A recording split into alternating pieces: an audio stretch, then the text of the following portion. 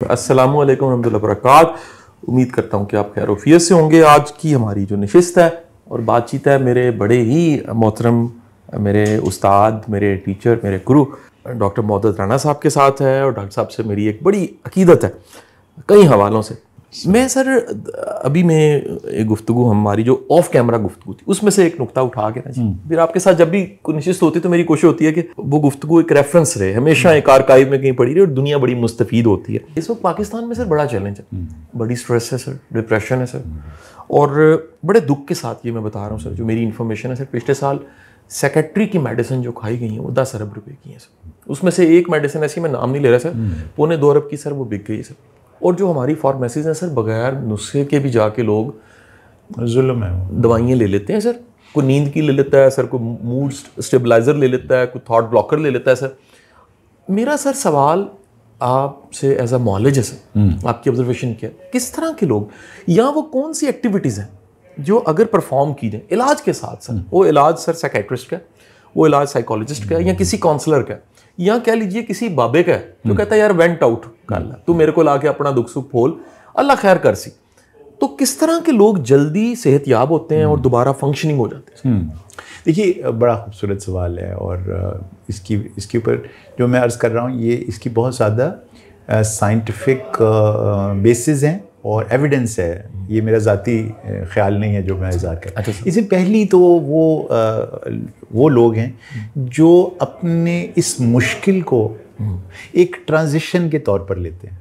अच्छा सर, यानी उनको ये अंदाज़ा रहता है इस मुश्किल के दौरान कि इस मुश्किल के बाद आसानी है, या इसके साथ साथ आसानी खुलती जाएगी, वल उसरे युसरा।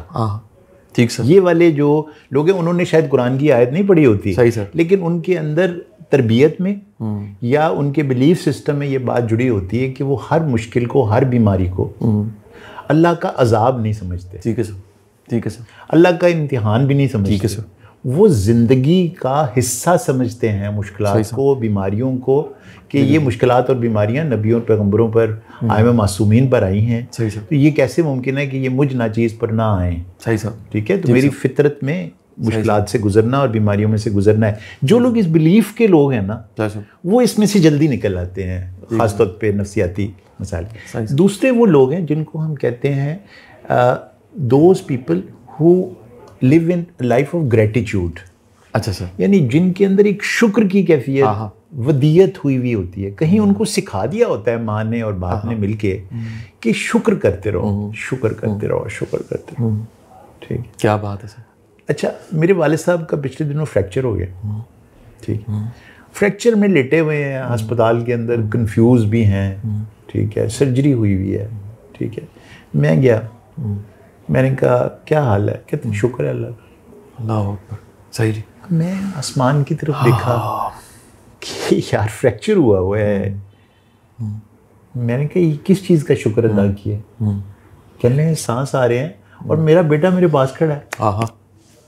शुक्र ना करूं? तो he is not concerned about the fracture, he is concerned about कि उनका बेटा उनके पास खड़ा है, गुनाहगार। ठीक है, और वो मैं सांस ले रहा हूँ और तुम मेरे पास खड़े हो, दर्द भी नहीं हो रहा ऑपरेशन का, तो इसका शुक्र ना अदा करूं? तो ये जो लोग हैं, अच्छा आम लोगों का फ्रैक्चर इस उम्र में माशाल्लाह वो 90 साल से ज़्यादा की अल्हम्दुलिल्लाह, उनको मेरी भी उम्र लग जाए, वो हैं। और उन्होंने वो शुक्र की कैफियत का मैं आपको बताने लगा हूँ। ये आम तौर पर शुगर उन्हें है, हार्ट के मरीज़ हुए हैं, ब्लड प्रेशर है, मतलब कैंसर उन्होंने सर्वाइव किया हुआ है, ये सारी बीमारियों के बावजूद आम तौर पर 3 से 6 महीने लगते हैं हीलिंग को। ठीक सर। शाह साहब 2.5 महीने में मेरे वालिद साहब उठ के खड़े हो गए हैं माशाल्लाह, माशाल्लाह, और वॉकर के ऊपर वॉक कर रहे हैं। शुक्र इस तरह से अदा करते हैं कि मैं हैरान हो जाता हूँ। बात बात पे शुक्र, बात बात पे शुक्र।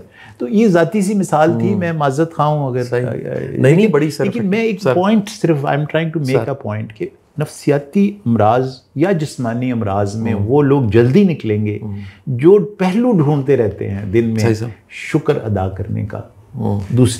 तीसरे वो लोग हु आर सोशली कनेक्टेड। वाह, ठीक, यानी कि जिनके रिश्ते कायम हैं, उनके इर्द गिर्द रिश्तों का एक हसार कायम है, उनका हाथ पकड़ने के लिए हमेशा एक हाथ मौजूद है। जिनके हाथ खाली कभी नहीं गए। सही सर। जब भी उन्होंने हाथ बढ़ाया तो किसी ने थामा जरूर है। ठीक सर। ठीक है। ठीक सर। और फिर उन लोगों का तो जवाब ही नहीं जिनके हाथ को चूम भी लिया गया हो या आंखों के साथ भी लगा लिया गया हो। क्या बात तो है। कोशिश ये करनी है उन लोगों ने, अगर हम सब ने गुजरना है किसी ना किसी बीमारी में से, तो ऐसे रिश्ते बनाएं, ठीक है, ये आपके काम आएंगे उस कैफियत में से निकलने के लिए जिसमें लोग आपका हाथ थाम ले। ये तभी मुमकिन होगा कि आपने किसी का हाथ थामा। वाह वाह वाह, क्या ट्रेड है ना। क्या बात है, क्या बात। ठीक है, अगर आप हाथ थामते रहे ना तो किसी ना किसी दिन आपका हाथ कोई ना कोई थामेगा। ये एक सीक्वेंस है जो चल रहा है। हाथ थामते रहें, जब मुश्किल आएगी, कोई साइकियाट्रिक हो या फिजिकल बीमारी हो, आपका कोई हाथ थामने वाला मौजूद होगा, रब भेज देगा कहीं ना कहीं से। एक बात हाथ। अच्छा, फिर ज़रा अब अगले सतह है, ठीक है, वो ये है कि हाथ थामना एक सोशल बॉन्ड है। इस बॉन्ड को स्ट्रॉन्ग कैसे करना है? अब है, एक तो है नंबर ऑफ सोशल रिलेशनशिप्स, जिसके ऊपर है कि जो minimum number of social relationships that every human being requires is 19। हाँ, ये कुरान का नंबर है। अच्छा सर। 19 आपको पता ना कुरान का। ठीक सर, ठीक सर, ठीक सर। तो कमाली ओवरलैप है। वाह। ठीक है, 19 रिश्ते अगर आपके ऐसे हैं जिनको आप गिन सकते हैं, आज बैठें और लिखें। वाह वाह वाह। कि क्या 19 रिश्ते ऐसे हैं कि मैं उन्हें आवाज़ दूं तो वो लब्बैक कहेंगे? क्या कहने सर। तो मैं आपको मुबारकबाद पेश करता हूँ। वाह, ये साइंटिफिक रिसर्च है। वाह, क्या कहने सर। 19 लोग जिनको आप आवाज़ दें और आपको बताओ मैं उनको आवाज़ दूंगा तो जवाब देंगे। हाँ, तो आप जल्दी रिकवर करेंगे। साइंटिफिक। अच्छा, अब अगली जो चीज़ है ना वो इससे भी ज़्यादा खूबसूरत है कि आवाज़ तो दी, लेकिन वो रिलेशनशिप्स जिनमें शिद्दत है। अच्छा सर। अब है डेप्थ ऑफ रिलेशन। ठीक है सर। डेप्थ आप कैसे मेजर करते हैं रिश्तों की? ऐसा मैं आपके साथ बैठा हूँ एक ऐसे रिश्ते में, जिस रिश्ते की मैं बात कर रहा हूँ, मुझे आपसे बात करने की ज़रूरत ख़त्म हो जाएगी। हाँ, क्या कहने सर। वो रिश्ता जिसके साथ आप खामोशी शेयर करते हैं। क्या कहने। नहीं तो आप पास बैठे हैं दोनों और कोई भी बात नहीं कर रहे। हाँ, लेकिन बैठे हैं। क्या बात है। और इसको एंजॉय कर रहे हैं। वाह, खामोशी को। मेरी और आपके दरमियान की गुफ्तगू है ही नहीं, कोई बात ही नहीं हो रही, और हम बैठे हैं और बस साथ हैं और देख रहे हैं कभी ढलते सूरज को, कभी चढ़ते सूरज को, कभी बरसती बारिश को, बस देखते जा रहे हैं हुस्न को। उसको भी पता है इसको हसीन लग रहा है। वाह। और आखिरी जो सतह है रिश्तों की खूबसूरती की, वो ये है कि आपको उस शख्स तक दुख को पहुंचाना ना पड़े और उसे पहुंच जाए। ओए होए होए होए, क्या वैसे टेलीकनोसिस और क्या टेलीकम्युनिकेशन है। क्या आपकी पेन है और उसको पहुंच गई है, पहुंच गई उसको आपके कहे बगैर। ये वो मंजिल है जो अल्टीमेट रिश्ता जो रब के साथ इंसान का बनता है। वो ये होता है कि आपको ये यकीन है कि मेरा दुख मेरे रब तक पहुंच गया है, हालांकि उसने कभी मुड़ के जवाब नहीं दिया आपको, अल्लाह, उसने कभी एक्नॉलेजमेंट का लेटर नहीं भेजा, लेकिन यकीन है पूरा। लेकिन आपको यकीन होता है कि पहुंच गई है। एक अजीब सी कैफियत होती है। तो रिश्तों में भी ये रबूबियत की कैफियत आती है जहां आपको कहे बगैर दूसरे का दुख पता चल जाए। तो ये अगर 3 सतहें हैं रिलेशनशिप की, तो ये आपको बचा के रखेंगी। आखिरी और सबसे इम्पोर्टेंट बात ये है कि इस बात का एहसास करना, अब मैं अपने शोबे की मिसाल दूंगा जहाँ से आपने सवाल किया कि साइकियाट्रिक प्रॉब्लम वाले लोगों को इस बात का एहसास आहिस्ता आहिस्ता ख़त्म होता जाता है कि वो बीमार हैं। क्योंकि जिस ऑर्गन से आप ये तय करते हैं कि किडनी बीमार है, लिवर बीमार है, हार्ट बीमार है, वो तो ब्रेन है। अगर वो जब ब्रेन बीमार हो गया तो हार्ट तो नहीं बता सकता उसको, किडनी भी नहीं बता सकती, तो उसको कौन बताए? बिल्कुल सही बात है। ठीक है, तो ब्रेन जब बीमार हो जाएगा तो उसको ये प्यारे बताएंगे कि गड़बड़ हो गई है। अब बताने का तरीका है, बताने का तरीका ये नहीं है कि आप मुझे कहेंगे डॉक्टर साहब तुसी पागलों का इलाज करते करते आप ही पागल हो गए, हूँ किसी साइकियाट्रिस्ट को खाओ, मैं माइंड कर जाऊंगा, मैं आपसे दोबारा नहीं मिलूँ। ठीक सर, सारी मोहब्बतों का यार कमाल है यार, मतलब शाह साहब ने मैंने पागल कह देता है यार, मैं खुद से मैं माइंड कर जाऊँ। क्योंकि हालांकि आप प्यार में कह रहे हैं, आपको पता है डॉक्टर साहब बीमार हो गए हैं, इनको साइकियाट्रिस्ट को दिखाने की जरूरत है, मैं साइकियाट्रिस्ट हूँ। इतना स्टिग्मा है इस बात का कि मैं माइंड कर जाऊँ, क्योंकि वो ऑर्गन बीमार है जिसने उसको अप्रिशिएट करना था इस जेस्चर को। तो उसका तरीका है, आपने ये कहना है कि डॉक्टर साहब बड़ी आसानी नाल मैं तुहानूं अपनी गल समझा लैंदा सां मैं, ठीक है। की होया है कि हुण मैं अपनी गल नहीं तुहाडे तक समझा सकदा।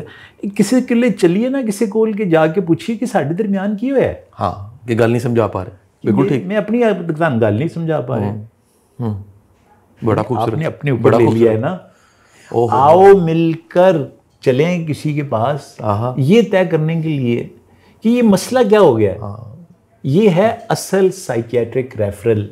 हम क्या करते हैं, बीवी को तू पागल हो गई है, तू साइकियाट्रिस्ट को दिखा। बीवी मियाँ को कह रही है आप बिल्कुल पागल हो गए हैं, आप किसी साइकियाट्रिस्ट की जरूरत है। वो कहता है तेरी तो फैमिली में साइकियाट्रिक प्रॉब्लम है, तो मुझे कह रही है। बस सारा दिन ये एक गाली के तौर पर इस्तेमाल होता है। मेंटल इलनेस एक गाली है। ठीक सर यार, अगर आपको कोई आदमी ये कहे कि आप अपने हार्ट का इलाज करें तो आप कितने खुश होंगे कि कितना प्यारा है। आप देखते हैं मेरे इस कारोबार की का जो दुख है वो आप देखते हैं। ये गाली है यार, किसी को ये कहना ये आपको साइकियाट्रिक प्रॉब्लम है, लेकिन है। तो ये कहने का तरीका ये है कि आओ चलें, और हमें समझ नहीं आ रही बेटा, हम आपसे आपका 16 साल का 18 साल का बेटा है, आपको पता है कि ये कुछ गड़बड़ हो गई है यहाँ पर, और इसके डिप्रेशन में है, खुदकशी की बातें कर रहा है, ये नशा करने लगा है, ये स्टडीज़ में से ऑफ हो गया है। तो उसको ये नहीं कहना कि बेटा तुम बीमार हो गए हो, तैयार हो जाओ, हम आपको साइकियाट्रिस्ट के पास लेके जा रहे हैं। ये ना कहें उसको, कहें बेटा मैं समझ ही नहीं आ रही कैसे डील करना है आपके साथ। हमारी हर बात हमें लगता है ऐसी है कि आपको उससे दुख हो रहा है बेटा, सही जी, आप तंग हो रहे हो हमारे से, सही जी। तो हमें हमारे साथ चलो ताकि हमें कोई गाइड कर दे, हमें गाइड कर दे, ठीक है जी, कि आपको कैसे लुत्फ में वापस लेकर आएं, प्यार में वापस लेकर आएं, इस रिश्ते को दोबारा जोड़ें जो हमें लगता है टूटता जा रहा है, कमज़ोर होता जा रहा है। तो मेरे अपने साथ जब उसको रख के लेकर चलेंगे आप, सही जी, तो उस शख्स की एक तरह से प्रोटेक्शन हो जाएगी। क्या बात। और उसका जहन जो है ना वो हील करना शुरू हो जाएगा, सिर्फ इस बात से कि इस शख्स ने अंदर तो पता ही है ना क्या मसला है। सही जी, ठीक है, सही जी। तो ये तरीका है, मैं समझता हूँ।